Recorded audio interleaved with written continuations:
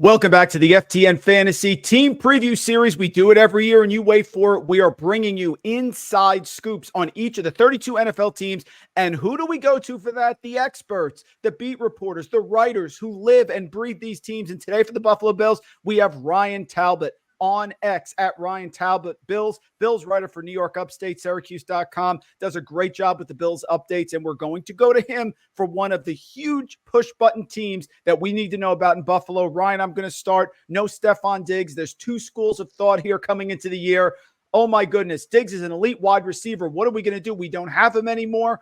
Or Stefon Diggs didn't crack 87 receiving yards since week 6 of last year, so it's more addition by subtraction. Maybe time to change and get to the Super Bowl. Tell us, sir, what say you about no Stefon Diggs this year? Yeah, I'm in the latter of those two scenarios. And listen, Stefon Diggs was a great receiver for the Bills. He did a lot of really good things. But when Joe Brady came on as the interim offensive coordinator last season, once they moved on from Ken Dorsey, it felt like this team was trying to find ways to win where Diggs was not the focal point. And, you know, there will be some people that will say, well, who's going to draw the number one cornerbacks this year? And that's a fair and valid question. But with Diggs not being the focal point, you saw Dalton Kincaid emerge last season. Khalil Shakir continued to see his role increase, become a very trusted and reliable target for Josh Allen. James Cook come on, and they've added some more weapons this offseason as well that I think will help alleviate losing Diggs. Diggs is going to a really nice situation in Houston, but for the Bills, it felt like it was the right time to move on. All right, let's go to the backfield. You mentioned some of the additions here. The year is 2022, Ryan. James Cook is selected in the back end of the second round. There's Devin Singletary, there's Zach Moss, but it's Cook who led the backfield, 7 total touchdowns and a robust 5.7 yards per carry. Last year, we hear about the three-headed monster, Damian Harris. They added Latavius Murray, but it's Cook who goes off for 1,500 total yards. Now we have Ty Johnson, who was added last year. We have the versatile running back Ray Davis from Kentucky in round 4. Crystal ball for us. How is the touch distribution going to go? Because a lot of fantasy players love James Cook. He was great last year, but can we expect the same sort of touch production with the changes in the backfield this year? I think you can. I still have James Cook as the clear-cut number one running back in this offense. He has to work a little bit on those on his hands when it comes to catching the ball. That was the thing that people praised him about in the draft class. Best pass catching back. He probably dropped about 4 touchdowns last year that hit him on the hands from Josh Allen. So he definitely needs to improve in that regard. But you saw the production in terms of total yardage, being ranked in the top 10 as a rusher and receiver. Does a really good job of getting those like 10, 12-yard clips at a time. He broke a few long ones as well. Has had some intermediate gains as well. So I like what he brings. You mentioned Ty Johnson. This coaching staff really likes Johnson. Okay. I'm not saying he's going to be the number 2 running back all season long, but they're not just going to hand Ray Davis that job. He's going to have to come in and prove that he can do the same things that Johnson did. And Johnson, to his credit, showed that he could block, showed that he had a little bit more burst than I think people expected. He could run between the tackles, but he could also get around the outside fairly well, and he was a solid pass catcher. I do like Ray Davis this year in terms of short yardage, between the tackles type scenarios. Maybe not go to that Josh Allen QB sneak mode as often. If it's 4th and inches and you need to have it, by all means. But, you know, take as many unnecessary hits off of Allen as possible. And that could be a Ray Davis role because I think that he could thrive in terms of moving the chains, being utilized near the goal line. But James Cook overall, clear-cut number 1. Well, 2 follow-up questions there. Number 1, I forget who the opponent was where James Cook broke free, fumbled the ball, got it back, and then ended up having a long game, but it could have been a touchdown. I forget who that was against. And my second question is, you know, it was a little maddening last year. James Cook works it all the way down, and then it was Damian Harris, Latavius Murray. Do you hear any whispers about who's going to be the goal line back, or who could that be? Ty Johnson? How is this going to work here, do you think, early in the season? Yeah, you know, no whispers yet. Latavius Murray definitely had a lot of opportunities. Damian Harris did as well before the neck injury that pretty much took him out for the season. I think that Josh Allen will get some opportunities. Not that he was always poaching it near the goal line. A lot of his runs came from 8, 10, 12 yards out. But he'll have some opportunities there. Cook was given some too later in the season. He did okay there. But definitely an eye on Ray Davis in that role. Ty Johnson will get some opportunities, but no one has emerged, or there's no whispers yet of who that's going to be as of this time. Let's go to tight ends here. Before we get to the receivers, I'm looking at the tight end specifically. Dalton Kincaid, at least we think, is going to be the top option in the offense. He was second among all tight ends per FTN Fantasy in slot snaps, 7th in receptions as a rookie, but he only cracked 75 receiving yards in an individual game once before week 17.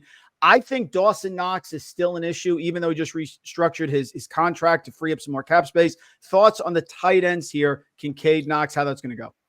Yeah, I still have Dalton Kincaid as the top tight end by far. You're right. Dawson Knox will still be utilized. He is the superior blocking tight end. They're still going to run some 12 personnel and have both of them on the field. But Kincaid really did kind of emerge late in the season when given some more opportunities in 2 of the final 3 games. He showed what he could do. He had bursts and moments earlier in the year as well. But, he finishes with a 73 receptions, 673 yards, 2 touchdowns as a rookie. They had him doing a lot of advanced things as well, running intermediate downfield routes against man coverage, not something you necessarily see from a rookie tight end. He picked up the offense, both the Ken Dorsey offense and what Joe Brady kind of utilized when he came in. And mind you, a lot of that was still the Ken Dorsey offense with a few wrinkles mixed in. But, now this is obviously going to be Joe Brady's offense. Is going to focus on, I think, a lot of different players. It might just be a matchup-driven type of production in terms of tight ends, wide receivers, and that can be very frustrating for fantasy owners. I understand that. But if you look a little bit over the way that Joe Brady worked over his 6-7 game stretch there as interim OC, there was a game where James Cook was the featured guy against Dallas, and he carved them up. There were games where Khalil Shakir was the number 1 target. Gabe Davis had a few games now in Jacksonville, obviously, but they kind of kept defenses on their toes, and I think that's what they want to do. But in terms of targets and things of that nature, I expect Dalton Kincaid to be at the very top among receivers and tight ends at the end of the season. Ryan, you've already given us some great nuggets. Last question, then I'll get you out of here. Let's talk about those wide receivers in the passing attack. I love Khalil Shakir. I was pounding the table for him all year. Best ball really came on at the end of the year. Curtis Samuel now super dynamic as well. Marcus Valdes-Scantling, etc. But I don't see a prototypical X receiver. Keon Coleman has been fantastic. His personality couldn't be more engaging than it is. But 18 TDs his last 2 years in college, but only 4.60 speed, but certainly can make those contested catches. Talk about how that's going to go. What do you think Coleman's going to do early in the season? Maybe come on late. Because Shakir and Samuel can be moved around like chess pieces, but I don't see that X receiver. How will that play out in this Bills offense?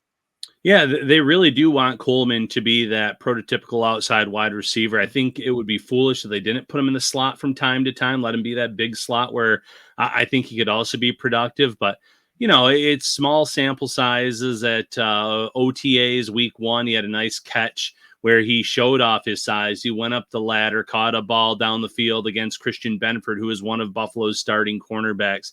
Little things like that is where you say, okay, now you understand why the Bills drafted him where they did early in round 2. You mentioned the 4.6 speed. He definitely runs a lot faster when route running versus just straight line speed. The 40 time definitely hurt his draft stock, probably helped the Bills, though. There was an embedded episode where you saw Brandon Beane say, I'm glad he ran that. It's going to help us to be able to go and get him, which back then was late in round 1. They trade back twice to get him early in the first pick of round 2. So I think that they kind of eyed this guy from the beginning, came in, impressed the coaching staff, both at the combine, both on his 30 visit, everything of that nature. So he's going to have a role as that X outside receiver. Obviously, as a rookie, though, I'm not expecting a monster year from him. You mentioned Khalil Shakir. Shakir is a player that I'm very high on as well. You've seen the growth in his game. He's been getting trained by former Bills great wide receiver Eric Moulds. I sat down with Moulds last season and said once he gets that opportunity, he's going to start producing. And sure enough, he was catching everything that was thrown his way, making some impressive grabs. Not going down easily in that playoff game against Pittsburgh where it looked like he was going to get tackled short. He stays on his feet and scores a touchdown. So I really like him as well. MVS is a downfield threat, but to me, the guy that I think more people are sleeping on than most is Curtis Samuel. Curtis Samuel is a guy that you can use him inside, outside. Same with Khalil Shakir. He has that position versatility. This is someone that has already played in Joe Brady's offense in Carolina, and he thrived. In 2020, he had over 1,000 total yards with Joe Brady as his offensive coordinator, and that was with Teddy Bridgewater throwing him the ball and P.J. Walker for one game as well. So compare those two with Josh Allen. He still has that game-breaking speed. There's a lot of things that I saw in this offense last season where they're trying to get like the quick screens out to Stephon Diggs, and it just didn't work. That wasn't really his bread and butter. That is kind of Curtis Samuel's bread and butter. Get the ball in his hands, let him create. So in terms of, not just the X receiver, I think Curtis Samuel could have a much bigger year than some people are anticipating. That's why we have him on, folks, on X at Ryan Talbot Bills writer for New York Upstate, Syracuse.com. That's what we need. You gave us the insight. You whet our appetite here. Going to head into the summer, Ryan. Thank you so much for joining us for a few minutes. This was fantastic. Look forward to getting into training camp, getting into the preseason, and visiting with you again as we get closer to the start of the NFL season. Yeah, my pleasure, Mike. Looking forward to chatting again soon.